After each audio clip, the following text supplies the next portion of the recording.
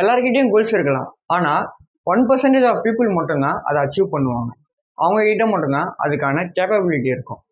இந்த மிச்சம் 99% of people அதை ஏன் அச்சீவ் பண்ண முடியல அப்படின்னு சொல்லிட்டு இந்த வீடியோவில் பார்ப்போம். அதுக்கு முன்னாடி திஸ் இஸ் சண்முகவேல், நீங்கள் பார்த்துட்டு இருக்கிறது blueprint by Vel. Okay, இன்னைக்கு டாபிக் உள்ள போயிடலாம். How to become 1%. ஃபர்ஸ்ட் என்னன்னா டிசிப்ளின்.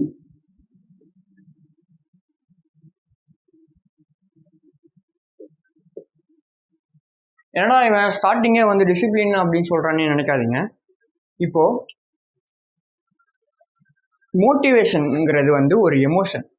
அந்த மோட்டிவேஷன் ஒரு குறிப்பிட்ட டைம், அதாவது ஒரு 10 நிமிஷம் இருக்கலாம், இல்லாட்டி வந்து ஒரு மணி நேரம் இருக்கலாம், இல்லாட்டி ஒரு நாள் இருக்கலாம், 2 நாள் இருக்கலாம், ஒரு வாரம் இருக்கலாம். ஆனால் அதுக்கப்புறம் அந்த எமோஷனுங்கிறது ஃபேட் அவுட் ஆகிடும். ஓகேவா? இந்த டிசிப்ளின்ங்கிறது ஒரு எமோஷன் கிடையாது. இங்கே ப்ராப்ளமே எதனால் ஸ்டார்ட் ஆகுதுன்னா மோட்டிவேஷன். இந்த மோட்டிவேஷனுங்கிறது ஒரு எமோஷன். ஓகேங்களா? இந்த எமோஷனை நீங்கள் ட்ரிகர் பண்ண சொல்ல நீங்கள் வந்து ஒரு குறிப்பிட்ட டைமுக்கு வந்து நீங்கள் ஒர்க் பண்ணலாம் அப்படின்னு சொல்லிட்டு ஒரு ஒரு புஷ் இருந்துக்கிட்டே இருக்கும். இந்த மாதிரி நம்ம வந்து இதை பண்ணணும் அப்படின்னு சொல்லிட்டு ஒரு வெறி இருந்துக்கிட்டே இருக்கும். அந்த ஸ்பார்க்குன்னு சொல்லுவாங்கல்ல, அந்த ஸ்பார்க்குங்கிறது எந்த அளவுக்கு இருக்கு, அதாவது அந்த ஸ்பார்க்கோட எஃபெக்ட் எந்த அளவுக்கு இருக்குன்றது பொறுத்து தான் அந்த டைம்.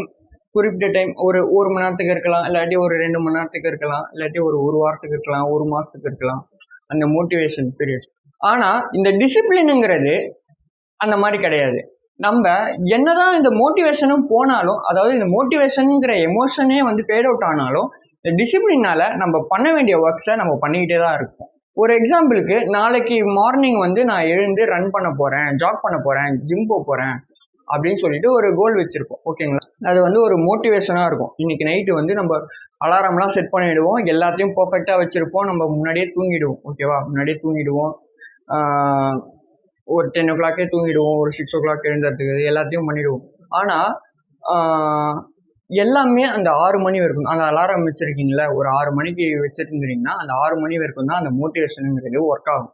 ஓகேங்களா? அதுக்கப்புறம் நீங்கள் எழுந்து போறீங்களா, அது வந்து உங்களோட டிசிப்ளின்ல கணக்காகும். ஏன்னா நீங்கள் இது வரைக்குமே நீங்கள் ஒரு லைஃப் சைக்கிளில் வாழ்ந்துட்டு இருந்தீங்க. அதாவது நீங்கள் வந்து ஒரு 8 மணிக்கு எழுந்திருக்கலாம், இல்லாட்டி ஒரு 10 மணிக்கு எழுந்திருக்கலாம். ஆனால் நீங்கள் ஒரு கோல் செட் பண்ணிட்டு அதுக்கான ஒரு ரூல் போட்டிருக்கீங்க. ஒரு 6 o'clock நீங்கள் வந்து எழுந்துக்கிட்டு அதுக்கப்புறம் நீங்கள் வந்து ரன் பண்ணணும், அதாவது ஜாக் போகணும், ஜிம் போகணும், அந்த மாதிரி ஒரு கோல் வந்து செட் பண்ணியிருக்கீங்க. நீங்கள் அந்த 6 மணிக்கு மேலே நீங்கள் எது பண்ணாலும் அது உங்களை டிசிப்ளினாக தான் சேரும். மோட்டிவேஷனுங்கிறது அந்த 6 மணியோட முடிஞ்சிடும். ஏன்னா அந்த 6 மணிக்கு நம்ம எழுந்துக்கணுமா அப்படின்னு சொல்லிட்டு ஒரு தாட் வரும். ஓகேங்களா? அந்த இடத்துல உங்களோட மோட்டிவேஷனுங்கிறது டெஸ்ட்ராய்ட் ஆகிடும். என்கிட்ட மோட்டிவேஷன் இல்லை, அதனால தான் என்னால் எதுவுமே அச்சீவ் பண்ண முடியல அப்படின்னு நினைக்காம நீங்கள் ஒரு டிசிப்ளினோட உங்களோட வேலையை நீங்கள் செஞ்சுக்கிட்டே வந்தாலே அதில் உங்களுக்கு கன்ஃபார்மாக சக்ஸஸ் கிடைக்கும். நம்ம ஒரு கோலை செட் பண்ணுறதுக்கு முன்னாடி அந்த கோல் வந்து ரியலிஸ்டிக்காக இருக்கா அப்படின்னு நம்ம ஃபஸ்ட்டு அனலைஸ் பண்ணணும். இப்போது உதாரணத்துக்கு நான் வந்து ஒரு மாதத்தில் வந்து நான் வந்து ஒரு 10 kg வந்து போடணும் அப்படின்னு நினச்சிங்கன்னா, அது நேச்சுரலாக போடணும், அதாவது 10 kg நான் வந்து இன்க்ரீஸ் பண்ணணும் அப்படின்னு நினச்சி நேச்சுரலாக பண்ணணும் அப்படின்னு நினச்சிங்கன்னா அது வந்து சாத்தியமே கிடையாது.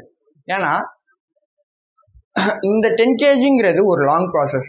ஓகேங்களா? உங்களோட பாடி ஃபஸ்ட்டு அதுக்கு அடாப்ட் ஆகணும். அதுக்கேற்ற மாதிரி நீங்கள் ஃபுட் எடுத்துக்கணும், அதுக்கேற்ற மாதிரி நீங்கள் ஜிம் ஒர்க் அவுட் பண்ணணும். ஆக்சுவலி அதுக்கேற்ற மாதிரி உங்களோட டயட்டை நீங்கள் வந்து கரெக்டாக மெயின்டைன் பண்ணணும். இது வந்து ரொம்ப முக்கியம்.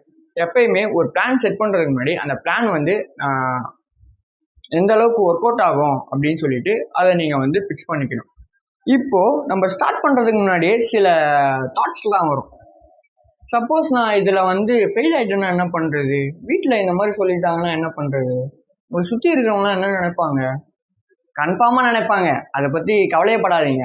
ஒரு விஷயம் நம்ம பண்ண சொல்ல அதில் சக்ஸஸ் ஆகிறத விட ஃபெயில் ஆகிறது தான் அதிகமாக இருக்கும். நிறைய பேர் நிறைய விதமாக பேசுவாங்க, அது நமக்கு கவலையே கிடையாது. நம்மளோட வேலை என்னென்னா டிசிப்ளினாக நம்மளோட கோலை நோக்கி போகிறது தான் ஒரே வேலை. நிறைய ஃபெயிலியர்ஸ் வரும். சில பேர் வந்து ஒரு ஸ்டார்டிங் ஸ்டேஜ்லேயே வந்து குவிட் பண்ணிடுவாங்க. சரி, நமக்கு எதுக்கு இது, இதெல்லாம் நமக்கு தேவை கிடையாது.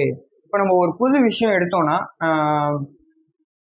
சுற்றி இருக்கிறவங்களே வந்து என்ன சொல்லுவாங்கன்னா, நமக்கு எதுக்குடா இது, நம்ம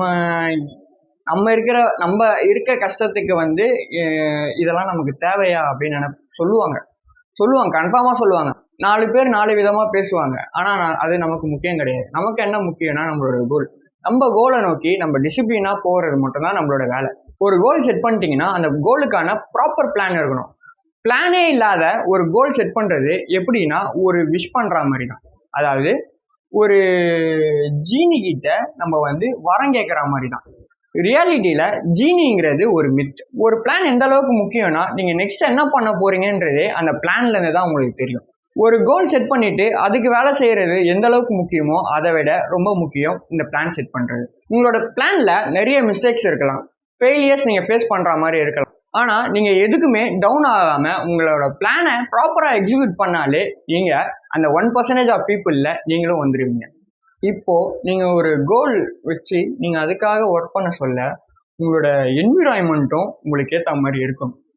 எதுக்காக நான் இதை சொல்றேன்னா, நிறைய பேர் நம்மள மாதிரி இருக்க மாட்டாங்க. அதாவது சேம் மைண்ட் செட்ல இருக்க மாட்டாங்க. ஒவ்வொருத்தருக்கும் ஒவ்வொரு கோல் இருக்கும். சில பேர் வந்து அந்த கோலே இல்லாம தான் இருப்பாங்க. சில பேருக்கு வந்து சில பேர் நெகட்டிவா இருப்பாங்க. சில பேர் உங்களை ஜட்ஜ் பண்ணுவாங்க. சில பேர் வந்து இது ஃபெயிலியர் நினைச்சு பயப்படுவாங்க. சில பேர் வந்து ஒரு ஸ்டார்டிங் ஸ்டெப்பே எடுக்க மாட்டாங்க, என்ன ஆயிடுமோ அப்படின்னு சொல்லிட்டு பயப்படுவாங்க. நீயும் பண்ணாதடா, எதுக்குடா நமக்கு இது வம்பு அப்படின்லாம் சொல்லுவாங்க. இது எதையுமே காதுல வாங்காம நீங்க உங்களோட பிளானை ப்ராப்பரா எக்ஸிக்யூட் பண்ணி அந்த 1% ஆஃப் பீப்புள்ல நீங்களும் வந்துருவீங்க. யோசிச்சு பாருங்க, உங்களை காப்பாற்ற யாருமே வர மாட்டாங்க, உங்களை நீங்க தான் காப்பாத்திக்கணும். ஒரு உதாரணத்துக்கு சொல்றேன், நீங்க வந்து ஒரு லோன் வாங்கியிருக்கீங்க. அந்த லோனை வந்து உங்களுக்காக யாரும் பே பண்ண மாட்டாங்க, உங்களுக்காக நீங்க தான் பே பண்ணிக்கணும். ஒரு வேலைக்கு போறதா இருக்கட்டும், ஒரு பிசினஸ் பண்றதா இருக்கட்டும், இல்லாட்டி வேற எதனா ஒரு ஃப்ரீலான்சிங், ஒரு உங்களோட ஸ்கில்ஸை டெவலப் பண்றதா இருக்கட்டும், ஒரு நிறைய இருக்கு.